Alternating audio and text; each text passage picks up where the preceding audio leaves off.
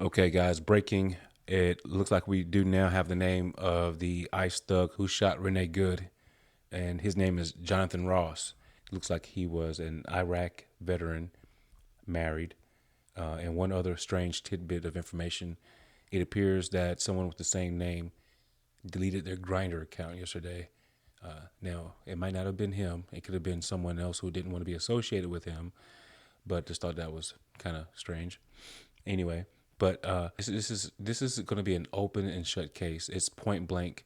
You can see that there was no cause for death at all. He was not in any danger. If anything, he put himself in danger. But get this, there was also a video released that shows not only did no one help her out, at one point that there was a doctor on scene who asked to go check to see if there was a pulse. He was denied access to her. And you know what else? They left. They left the crime scene. They got into their car, the same one that they hopped out of right before they shot her, and left in it and fled the crime scene. And that has to be a total open and shut case. These are ICE agents. These people are not trained properly.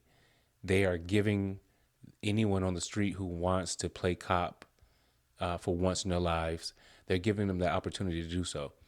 And they're unleashing them to the public. And there's no telling what more is going to happen. Sadly, I feel like that more of these types of things are going to happen. So they have to do something now. And the American public has spoken today all across. There have been many protests about ICE and Trump. So it appears that the American public has had it with these ICE agents. It's just not right. It's not American. In this order, they commit a murder, they block access to a healthcare professional who wanted to check on her, and number three, they fled the scene of the murder. And the FBI, they are protecting him. And you want to know what the terrible thing about this is that Donald Trump and the FBI are now covering this up.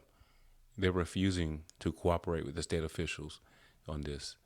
So not only did they come out early and tell everyone on record that the driver was at fault, now they're not allowing them to do the investigation. They're protecting this ICE agent. For what? Based on nothing at all, they're calling her a domestic terrorist.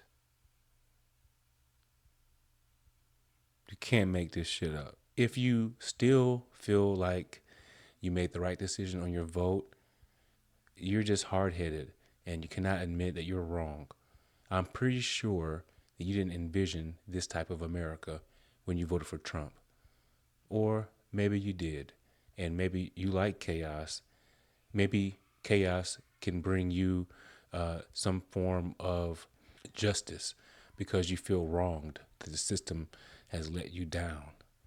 And therefore, why not just rage against the machine rather than work with people?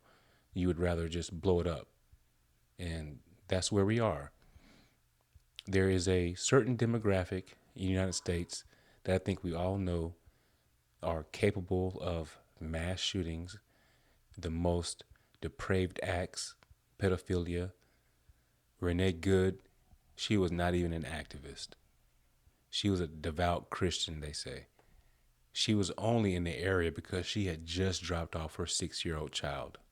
The picture that they're trying to paint, that she was there to protest ICE, who knows why she was parked that way.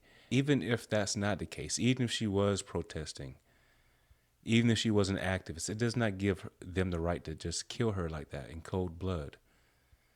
And it's just very disheartening to know that before her body had even gotten cold, they were calling this lady a domestic terrorist.